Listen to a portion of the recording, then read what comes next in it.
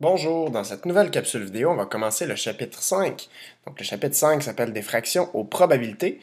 Donc on va travailler tout d'abord avec les fractions et ensuite avec les probabilités qui vont réinvestir nos notions sur les fractions. Donc je vous rappelle que c'est une version modifiée du calepin des savoirs du cahier Panoramat et code QR pour accéder aux capsules vidéo sur Didacti, dont celle-ci est la première. Donc, savoir 5.1, on va commencer avec les caractéristiques des fractions.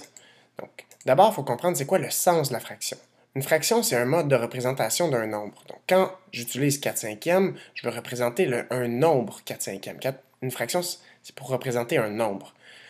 Une fraction s'écrit toujours sous la forme A sur B, où A et B sont des nombres entiers. Donc, par exemple, A et B pourraient être 3 et 4, donc j'aurai la fraction 3 quarts. A et B pourraient être moins 1 et 9, j'aurai la fraction moins 1 neuvième. Donc, tant que A et B sont des nombres entiers, je peux le mettre sous forme d'un rapport comme ça, j'ai ma fraction. Donc, 4 cinquièmes, qu'est-ce que ça représente? C'est que j'ai un entier que je sépare en 5 parties de même grosseur et je vais en prendre 4 parties. Donc, 4 cinquièmes d'un entier. Donc, c'est ce que ça représente ici sous forme d'un dessin. Souvent, au primaire, vous avez utilisé ça sous forme d'un dessin comme ça, 4 parties sur 5. Donc, ça revient à la barre de fraction.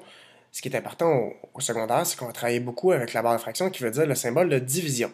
Donc, 4 cinquièmes, c'est 4 divisé par 5. Si je faisais la division, je pourrais trouver le nombre, l'écrire en forme de nombre décimal, qui serait 0,8. Je pourrais l'avoir en pourcentage aussi, 80%. Donc, c'est toujours qu'en haut, mon numérateur représente une partie sur le total qui est en bas mon dénominateur.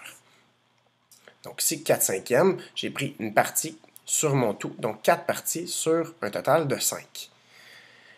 Le dénominateur d'une fraction ne peut jamais être 0 parce qu'on ne peut pas diviser par 0. On avait déjà vu plus tôt dans le premier chapitre de l'année pourquoi une division par 0 était impossible.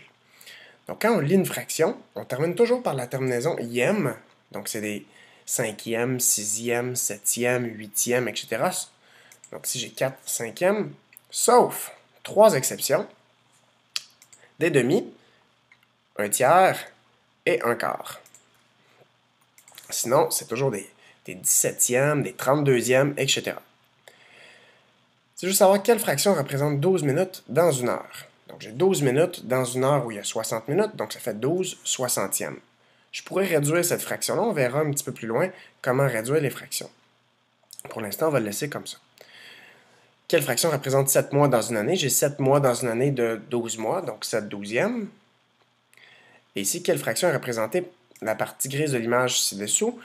Ici, ce que je peux remarquer, c'est que j'ai des parties qui n'ont pas tous la même grosseur parce que ici, mon rectangle n'a pas été séparé. Donc, si je sépare mon rectangle, j'aurai maintenant 1, 2, 3, 4, 5, 6, 7, 8 triangles et j'en aurai 5 sur les 8 qui ont tous la même grosseur. Donc, 5 huitièmes serait ma fraction qui représente la partie grise. On peut placer des fractions aussi sur une droite numérique. Donc, si je veux savoir combien valent chacune de mes lettres ABCD, je vais devoir trouver d'abord c'est des bons de combien. Donc, je vais aller voir ici, de 0 à 1, j'ai combien de bons. J'ai dû faire mon unité séparée en 1, 2, 3, 4, 5, 6 parties. Donc, si mon unité est séparée en 6 parties, 6 bons, c'est que chacune des parties, ce sont des bons de 1 sixième. Donc, si j'ai des bons de 1 sixième.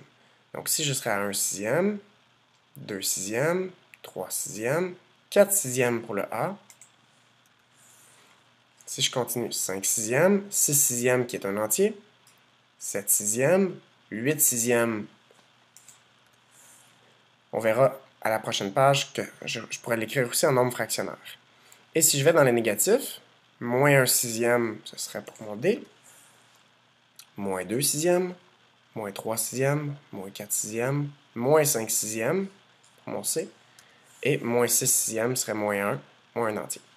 Donc voilà, on verra dans la prochaine capsule vidéo comment transformer des fractions en nombres fractionnaires et vice-versa. Merci.